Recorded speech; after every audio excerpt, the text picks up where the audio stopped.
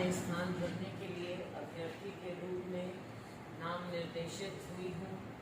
ईश्वर की शपथ लेती हूँ कि मैं विधि द्वारा स्थापित भारत के संविधान के प्रति सच्ची श्रद्धा और निष्ठा रखूंगी और मैं सत्य निष्ठा से प्रतिज्ञान करती हूँ कि भारत की प्रभुता और अखंडता अक्षुण्ण रखूंगी।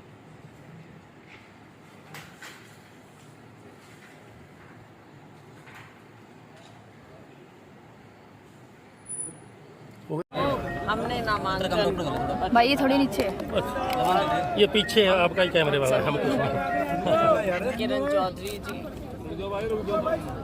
चौधरी बीरेंद्र सिंह जी, सुरजेवाला जी, चंद्रमोहन जी और हम लोगों ने जाकर नामांकन भरा है और हमें विश्वास है कि जो विश्वास कांग्रेस पार्टी ने हम पर लिया है, सिरसा के लोग, सिरसा पार्लियामेंट क्षेत्र के लोग वो विश्वास कांग्रेस पार्टी में भी रखेंगे और मुझ पर भी रखेंगे और पूरा आशीर्वाद और प्रेम पहले की तरह से रखेंगे।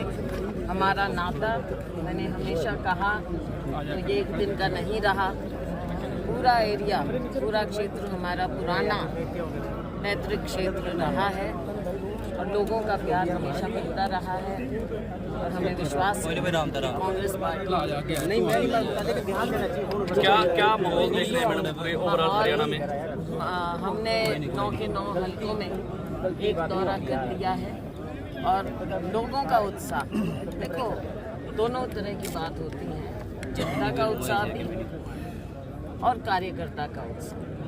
जनता में उत्साह होता है तो कार्यकर्ता में उत्साह आता है और कार्यकर्ता जब तत्पर होता है, उत्साहित होता है तो जनता में भी वो बात फैलती है और हमारी विचारधारा और कांग्रेस का संघर्ष आम नागरिक के लिए, हर वर्ग के लिए, ये सारी बातें इकट्ठा होकर हम इस बात पर आते हैं कि माहौल बहुत बढ़िया है कांग्रेस पार्टी का और दिन प्रतिदिन और ज्यादा अच्छा हो। बीजेपी का विजयी से होलिए सवाल मैडम जी, हुड्डा साहब और क्या बांजी को न्योता दिया था क्या? पूछ लो।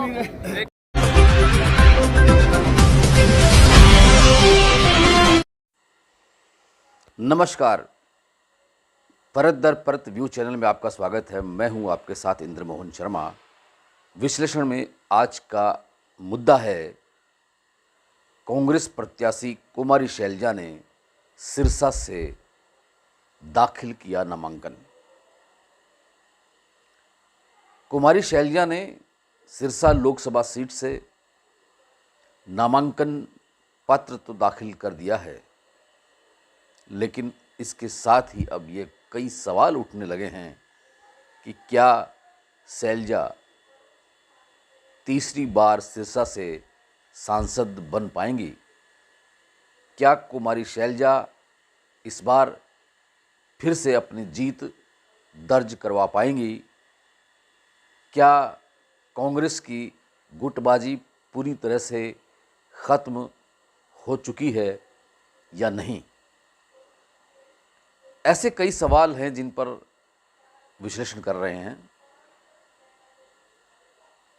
कुमारी शैलजा ने आज नामांकन पत्र अपना दाखिल कर दिया है। नामांकन पत्र दाखिल करने से पहले उन्होंने कांग्रेस भवन से अपने काफिले को रवाना किया और लघु सचिवालय में जिला निर्वाचन अधिकारी, जो कि जिले के डीसी होते हैं, उनके कार्यालय में पहुंची। लेकिन उस काफिले को लघु सचिवालय के मुख्य गेट के बाहर ही छोड़ दिया गया, क्योंकि जिला निर्वाचन अधिकारी के कार्यालय में नामांकन दाखिल करने वाले प्रत्याशी के साथ सिर्फ और सिर्फ 5 शख्स ही उपस्थित हो सकते हैं। तो उन 5 में कौन कौन आए उनके साथ, कुमारी शैलजा के साथ, आपको ये भी बता देते हैं। नामांकन पत्र दाखिल करते वक्त उनके साथ पूर्व केंद्रीय मंत्री चौधरी वीरेंद्र सिंह और कांग्रेस के वरिष्ठ नेता व पूर्व उप मुख्यमंत्री चंद्रमोहन बिश्नोई और पूर्व मंत्री किरण चौधरी और पूर्व मंत्री रणदीप सुरजेवाला भी थे।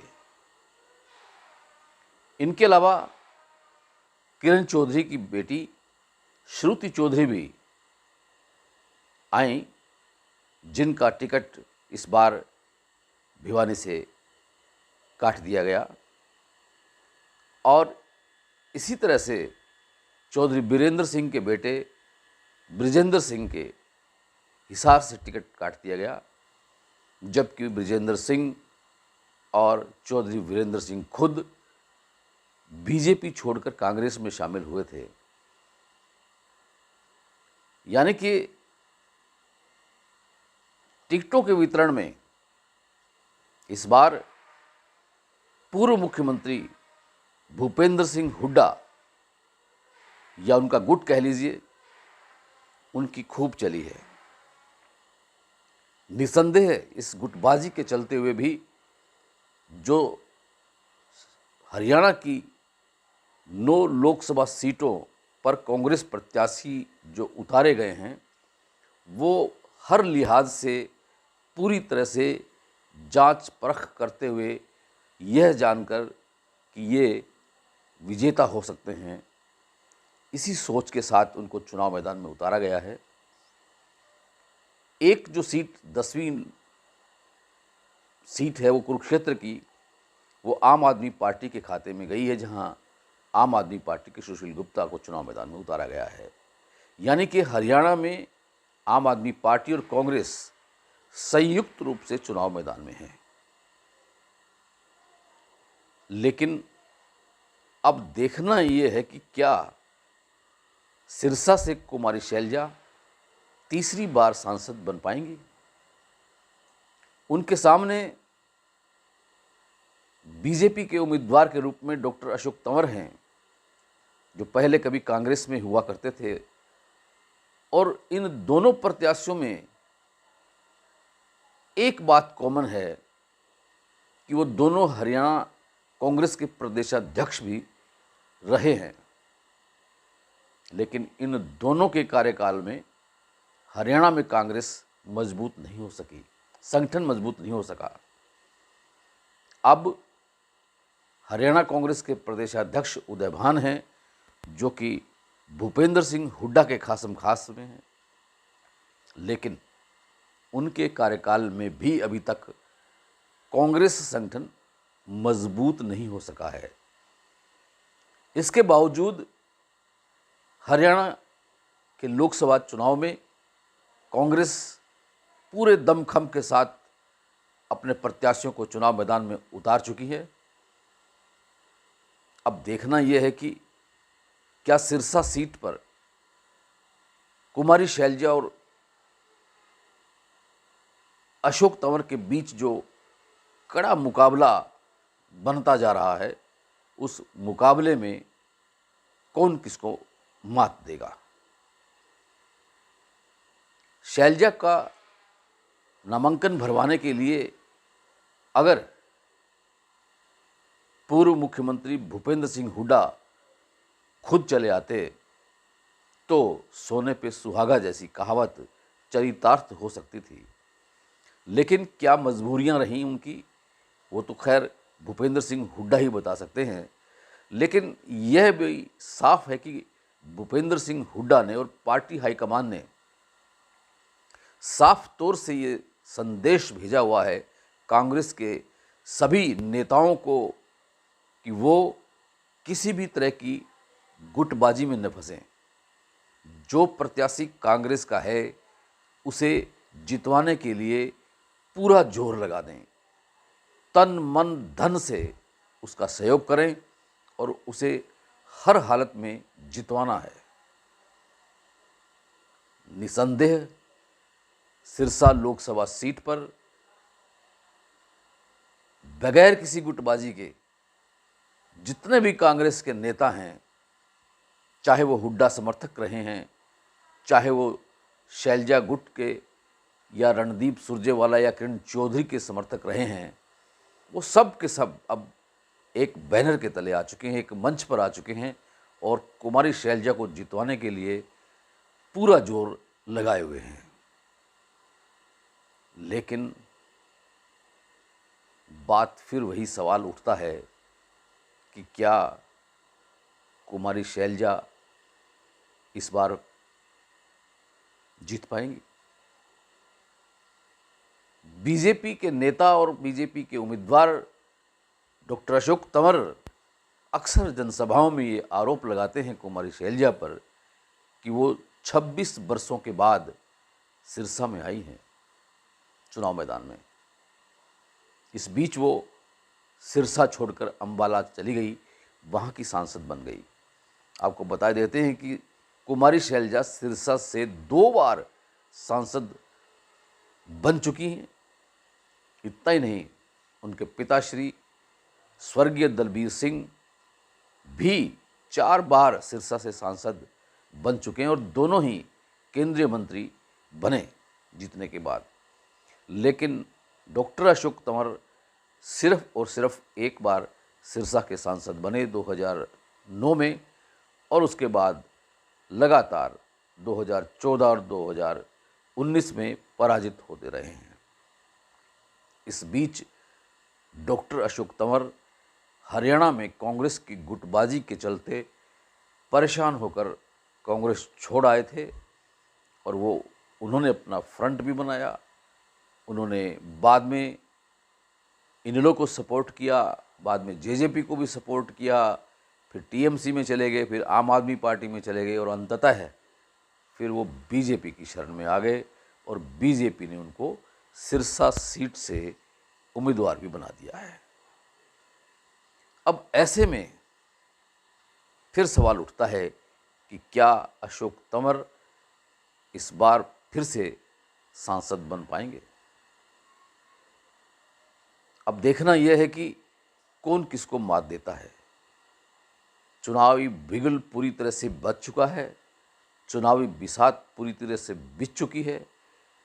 कुमारी शैलजा ने नामांकन भर दिया है और डॉक्टर अशोक तंवर 4 मई को अपना नामांकन दाखिल करेंगे और उनका नामांकन दाखिल करवाने के लिए हरियाणा के मुख्यमंत्री नायब सिंह खुद यहाँ आएंगे और जेजेपी के रमेश खटक 3 मई को नामांकन भरेंगे। तो इस तरह से इनेलो के प्रत्याशी संदीप वाल्मीकि और बसपा के प्रत्याशी लीलूराम आसाखेड़ा व अन्य कुछ लोग भी नामांकन भरेंगे। नामांकन प्रक्रिया पूरा होने के बाद फिर नामांकनों की जांच होगी और उसके बाद फिर नामांकन वापसी भी होगी। नामांकन वापसी की तारीख निकल जाने के बाद वास्तव में पता चलेगा कि कौन कौन चुनाव मैदान में डटे रहेंगे। इस बीच कुमारी शैलजा ने नामांकन भरने के बाद मीडिया से रूबरू होकर ये कहा कि वो इस बार पूरी तरह से आश्वस्त हैं कि वो अपने नेताओं और कार्यकर्ताओं के सहयोग से, मतदाताओं के सहयोग से जीतेंगी और तीसरी बार सांसद बनेगी। उन्होंने बीजेपी के उन आरोपों को भी खारिज करते हुए कहा कि बेशक वो 26 वर्षों के बाद सिरसा के चुनावी दंगल में आई हैं, लेकिन सिरसा उनके लिए कोई नया नहीं है और वो भी उनके लिए कोई नई नहीं है। वो घर घर से वाकिफ़ हैं, वो सब जानते हैं। कुमारी शैलजा के इस काफिले के बाद, नामांकन भरने के बाद वो जिला बार एसोसिएशन में भी गईं और वहाँ के तमाम वकीलों से अपील की कि वो उन्हें भारी मतों से जितवाने का सहयोग करें। वीरेंद्र सिंह ने भी इस मौके पर कहा कि कुमारी शैलजा में एक खासियत है कि वो एक अच्छी वक्ता के साथ साथ एक सरल स्वभाव के साथ साथ ज़िद्दी भी हैं। जिद जो वो पकड़ लेती हैं वो उसको करके छोड़ती हैं। उन्होंने ज़िद की है कि अब सिरसा से सीट जीतनी है, और ये तभी हो सकता है कि जब वकील अपनी विचारों से अगर चाहें तो वो कुछ भी पलट सकते हैं। बड़ी से बड़ी हुक्मरानों की सरकार को भी वो पलटने में मददगार साबित हो सकते हैं। इसलिए उन्होंने कहा कि इस बार पलट दीजिए सरकार को। खैर, इन सब बातों के पीछे चौधरी वीरेंद्र सिंह का दर्द भी झलक आया। खैर, अब देखते हैं कि इस चुनाव मैदान में क्या होता है। अभी दिन पड़े हैं, रातें पड़ी हैं, और प्रत्याशियों को अपने अपने चुनाव क्षेत्र में मतदाताओं से संपर्क करने के लिए जाना है, नब्ज़ टटोलनी है। इसलिए अब देखते रहिए कि क्या होगा। आप भी अपनी राय इस चैनल के कमेंट बॉक्स में कमेंट करके दे सकते हैं कि कौन किस पर भारी हो सकता है, कौन जीत सकता है, कौन हार सकता है।